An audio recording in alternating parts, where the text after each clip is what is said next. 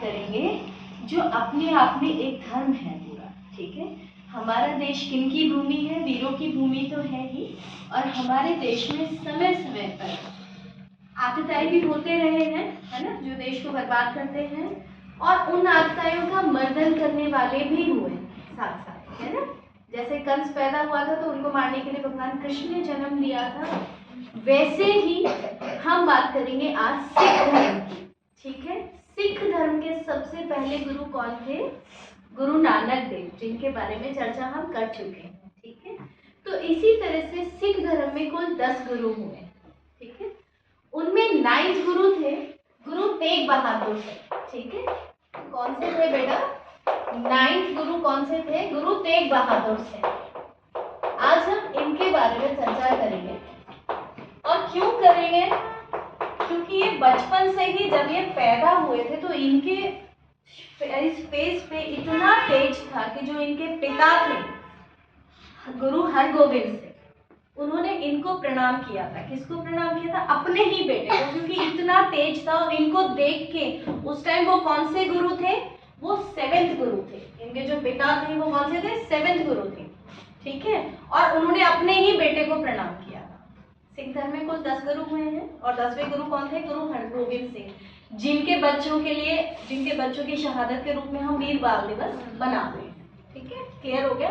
अब गुरु तेग बहादुर बचपन से ही, जब उनको पता था, गुरु हरगोविंद सिंह ने ये तो ट्रेनिंग दे दी थी, हथियारों की दे दी थी कि अगर आपको अपने आप को बचाना है, अपने देश को बचाना है, तो हथियार चलाना भी आना चाहिए। लेकिन ये बहुत शांति प्रिय थे, और जहां जहां भी जाते इनको देख के लगता लोगों की ये मदद जहां नीड होती तो अपनी जरूरी से जरूरी चीज भी ये दे दिया करते थे। और इनकी माता जो थी ननकी बाई, वो पूछती आपने ऐसे क्यों किया, तो वो उनका जवाब होता था कि हमारे पास तो ऑलरेडी बहुत कुछ है, और हमारे लिए इन चीजों की वैल्यू भी नहीं है ना। किसी दूसरे के लिए बहुत वैल्यूबल ये चीजें हो सकती है, तो अपनी खास चीज भी, इवन अपने गहने, वो भी दे दिया करते। ठीक है, अपने बड़े भाई की शादी में जब ये जा रहे थे और रास्ते में कोई भिखारी सामने आए तो इन्होंने अपने कीमती गहने भी उतार के दे देते कि आपकी मदद हो जाएगी। ऐसे थे। अब औरंगजेब बहुत तानाशाह था। इनकी शहादत के बारे में या मार्टियरडम के बारे में बात करते हैं। औरंगजेब बहुत तानाशाह था, और वो चाहता था कि पूरे देश में इस्लाम धर्म फैल जाए, ऐसा वो चाहता था।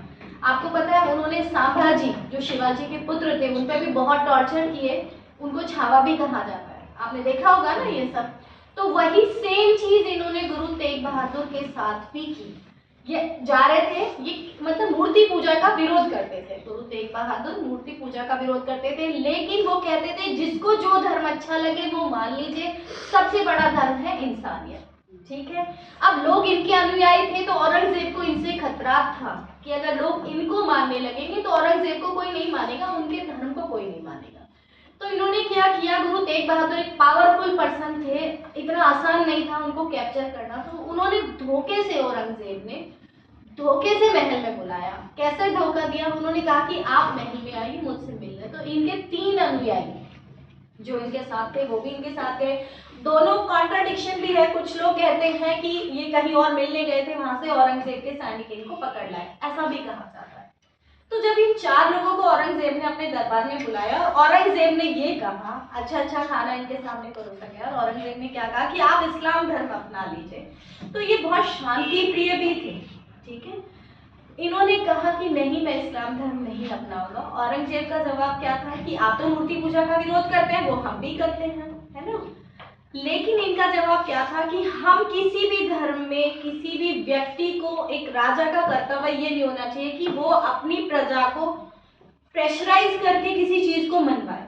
ठीक है, प्रजा अपना चाहे, अगर प्रजा के किसी भी व्यक्ति से देशद्रोह हो रहा है तो राजा उसको पनिश कर सकता है, लेकिन राजा को इंटरफेयर करना, प्रजा की जो भी पर्सनल थिंग्स है उसमें राजा को इंटरफेयर नहीं करना चाहिए। औरंगजेब ने इस तरह से काफी समझाया, तो इनके पास जवाब भी था, सारे जवाब उन्होंने दिए, लेकिन लास्ट तक ना गुरु तेग बहादुर ने औरंगजेब की अधीनता स्वीकार की, ना ही औरंगजेब जो थे वो कन्विंस भी नहीं हुए। ठीक है, चारों को जेल में डाल दिया गया। अब जब जेल में डाल दिया गया तो उन पे तरह तरह के टॉर्चर भी होने लगे, भूखा रखने लगे। तो गुरु तेग बहादुर के जो अनुयायी थे उनको पता चला, क्योंकि जेल में भी कुछ ऐसे लोग तो थे ना जो उनके साथ के थे, कुछ औरंगजेब के थे, कुछ ऐसे भी थे ना जो उन लोगों के साथ थे। बाहर ही आउटपुट गया कि गुरु तेग बहादुर कई दिनों से भूखे हैं। तो जो उनके अनुयायी हैं उन्होंने क्या किया, भगवान का लंगर, आप समझते हो गुरुद्वारा में लंगर होता है ना, वो लगाना शुरू किया और गुरु नानक जी से प्रार्थना की कि उनको खाना मिलना चाहिए। किनको मिलना चाहिए? गुरु तेग बहादुर और उनके तीनों अनुयायियों को खाना मिलना चाहिए, क्योंकि ठंड में भी उनको भूखा रखा जा रहा था और टॉर्चर किए जा रहे थे। ठीक है, तो क्या देखते हैं वो लोग कि गुरु तेग बहादुर और उनके तीनों अनुयायी द्वार पे खड़े हैं, वो भी खाना खाने आ गए। लोग खुश हो गए। ये बात औरंगजेब तक गई कि गुरु तेग बहादुर तो जेल में नहीं है, वो तो उनके घर खाना खाने गए हैं लंगर में। जेल को चेक किया गया तो देखा गुरु तेग बहादुर और उनके तीनों अनुयायी जेल में भी बंद हैं। इससे औरंगजेब और डर गया कि ये शायद कुछ माया भी है और उन पे टॉर्चर होने लगे, कभी डराया जाता, कभी धमकाया जाता, लेकिन वो ईश्वर भक्ति में लीन रहते थे। ठीक है, एक ओंकार जो भी उनका नाम का जप था वो करते रहते। जब उन्होंने औरंगजेब ने टॉर्चर बढ़ाया तो एक ऐसी जेल में उनको, गुरु तेग बहादुर को, ऐसी जेल जिसकी जो किनारे थे वो अंदर की तरफ मुड़े होते थे कि अगर मूव भी करे, हिले वो, तो छिल जाए। तो इससे गुरु तेग बहादुर का शरीर काफी छिल गया था। तो उनके जो तीनों अनुयायी थे वो प्रार्थना कर रहे थे, उनको दूसरी जगह रखा गया, लेकिन वो देख सकते थे। अब बारी बारी से उनके अनुयायियों को भी जेल, उनके मरने की सजा सुना दी गई। तो पहले को सजा सुनाई गई, जब भी सजा सुनाते ना बेटा, फांसी की सजा देते हैं, तो पूछा जाता है कि आपकी अंतिम इच्छा क्या है।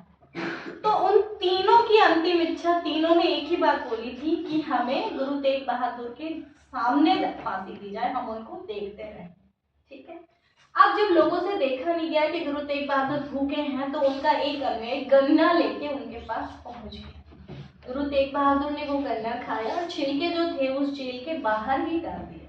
ठीक है, अब जो उनके तीनों अनुयायी थे उन्होंने वो छिलके प्रसाद समझ के खा लिए। तो उनको एक अंदर से एक उजाला, एक पावर, मैजिकल पावर फील हुई और उन्हें समझ में आया। वो कहने लगे गुरु तेग बहादुर से कि अगर आप इससे लड़ना नहीं चाहते औरंगजेब से, तो हम लड़ें और हम ये अन्याय बर्दाश्त नहीं करेंगे।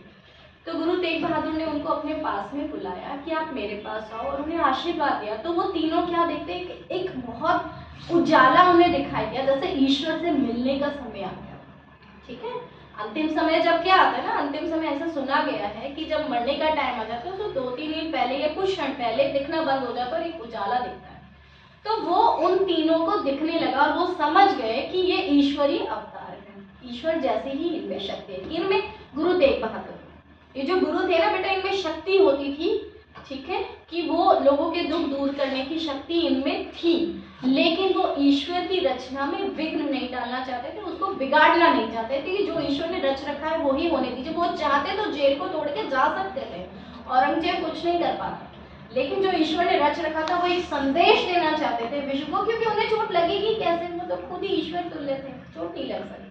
तो जब उन तीनों अनुयायी को ये चीज फील हो गई कि गुरु तेग बहादुर में असीम शक्ति है, और वो समझ गए कि गुरु तेग बहादुर ऐसा क्यों कर रहे हैं, क्योंकि वो विश्व को संदेश देना चाह रहे हैं कि अपने धर्म के लिए लड़ो, अपनी संस्कृति के लिए लड़ो, और उसके लिए अगर मरना भी पड़े तो मर जाओ। ठीक है, तो उन तीनों में भी शक्ति थी कि वो बाहर आ सकते थे जेल से, लेकिन वो गुरु तेग बहादुर के साथ ही रहे, वो जेल से बाहर नहीं गए।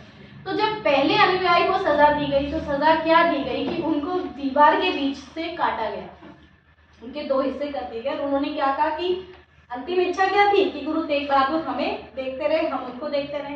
तो इतना अंदर से उनके अंदर ओजस्विता थी कि उनको दर्द ही नहीं हुआ, और 2 हिस्से होने के बाद वो हंसते हंसते चले गए। दूसरे अनुयायी को क्या पनिशमेंट दी कि गर्म पानी रखा एक बड़े बर्तन में, नीचे से आग जलाई और उसमें उनको बिठा दिया। वो कंटिन्यूस उन्हीं को देख रहे थे गुरु तेग बहादुर को। वो पानी जैसे जैसे गर्म होता गया वैसे वैसे उबलने लगा, तो उनकी मृत्यु निश्चित थी, उनकी शहादत हो गई। तब भी वो न रोए, न औरंगजेब के सामने गिड़गिड़ाए कि हाँ, औरंगजेब फिर भी बार बार कहता रहा कि आप धर्म अपना लीजिए, इस्लाम धर्म मैं आपको छोड़ दूंगा, लेकिन नहीं अपनाया। ठीक है, तीसरे को क्या सजा दी कि रुई में लपेट दिया और उसमें आग लगा दी। अब सोचो कितनी जबरदस्त जलन हो रही होगी ना। और वो और गुरु तेग बहादुर को देखते रहे और फिर भी नहीं रोए, ना ही इस्लाम धर्म को माना, ना ही औरंगजेब की दास्तां स्वीकार की। तीनों की शहादत हो गई। अब बारी आई गुरु तेग बहादुर की। लास्ट टाइम औरंगजेब ने फिर कहा, और इनकी शहादत हुई कब थी? 11 नवंबर 1675। ठीक है, लगभग 350 ईयर्स हो चुके हैं इस बात को, ठीक है। तो जब उनकी बारी आई, उनसे भी कहा गया कि आप चुन लीजिए, बट नहीं। तो उनके अनुयायी को पता था कि गुरु तेग बहादुर भी हमें छोड़ के जाने वाले हैं, तो उन्होंने क्या प्लानिंग की थी कि उनका जो शव है वो हमें लाना है, शव का अपमान नहीं होना चाहिए, क्योंकि वो तो गंदे थे ही, औरंगजेब तो बहुत बहुत क्रूएल लीडर था। तो उनके अनुयायी ने प्लानिंग कर रखी थी कि उस टाइम जैसे उनकी शहादत, उनका सर कलम करवाया गया, तो ईश्वरीय वरदान था कि बहुत तेज की आंधी चली और एक बैलगाड़ी के नीचे उन्होंने पहले से प्लानिंग कर रखी थी, तो उनका सिर जो था वो ले आए, एक सिर ले आए थे, धड़ ले आए थे, और उनके जेल के लोगों को पता भी नहीं चला कि गुरु तेग बहादुर का शव कहाँ गया। और उनके अनुयायियों ने अपने ही घर में उस शव का अंतिम संस्कार किया और बाहर जाके बोले कि हमारे तो घर में आग लग गई, ठीक है। तो उनका बेसिक जो संदेश है वो क्या है कि चाहे जीवन में कुछ भी हो जाए, अपना धर्म, अपनी संस्कृति को नहीं छोड़ना। जो हमारा भारत क्या है, सनातन धर्म है, वो बचा किसकी वजह से? इन गुरुओं की वजह से बचा, समझ गए? इन गुरुओं की वजह से बचा हुआ है। इनके बड़े भाई की स्टोरी मैं सुनाती हूँ। गुरु तेग बहादुर के जो बड़े भाई थे, नेम्स के पूरा बेटा, तो उनमें शक्ति तो थी, है ना। वो फ्रेंड्स जो थे, वो जो आप हाइड एंड सीक खेलते हो ना, वो गेम खेल रहे थे। तो उनका एक मित्र था मोहन, उस दिन उसकी टर्न, शाम हो गई तो खेलना छोड़ दिया। रात, आपको पता है खाना जल्दी खाते थे पहले, तो शाम होने के बाद फिर नहीं खेलते थे। तो उनका जो मित्र था मोहन, उसकी टर्न चली गई, अगले दिन वो आया नहीं खेलने के लिए। तो इन सब दोस्तों ने सोचा कि शायद वो अपनी टर्न की वजह से नहीं आया, या उसकी टर्न थी, ठीक है, हाइड करने की, इसलिए वो नहीं आया। तो वो जाते हैं उसके घर पे उनको बुलाने के लिए, गुरु तेग बहादुर भी और उनके मित्र भी। तो जाके वहाँ क्या देखते हैं कि मोहन की मृत्यु हो चुकी थी सांप काटने की वजह से। किसकी वजह से? सांप काटने की वजह से मृत्यु हो चुकी थी। इनको बहुत दुख हुआ, माता पिता को रोते हुए। तो इनके अंदर इतनी शक्ति थी, इन्होंने बोला, इनके जो बड़े भाई थे गुरु तेग बहादुर ने, उन्होंने बोला कि आप मोहन खड़े हो जाओ। ये स्टोरी किसकी है? गुरु तेग बहादुर के बड़े भाई थे। उन्होंने क्या बोला कि आप खड़े हो जाओ, और जैसे उन्होंने बोला कि खड़े हो जाओ मोहन सच में खड़े हो।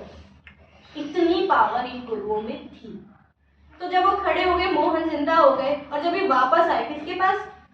गुरु हरगोविंद सिंह के पास, ठीक है। हरगोविंद सिंह कौन थे? गुरु तेग बहादुर के पिता, और उनके बड़े भाई के भी पिता, और इनके भी पिता थे गुरु अर्जन देव, ठीक है, जिन्होंने और सिख धर्म को आगे बढ़ाया था।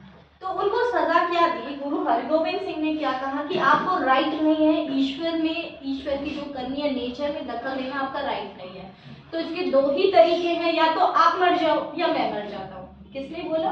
हरगोविंद सिंह ने, इनके पिता।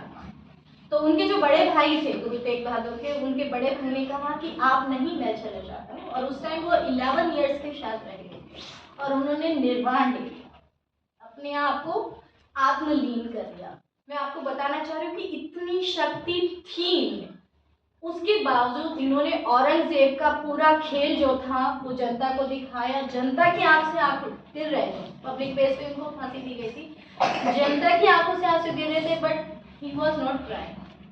इतना आत्मबल था ईश्वरी, ठीक है। और फिर भी अपने धर्म को, अपनी संस्कृति को नहीं छोड़ा, ठीक है।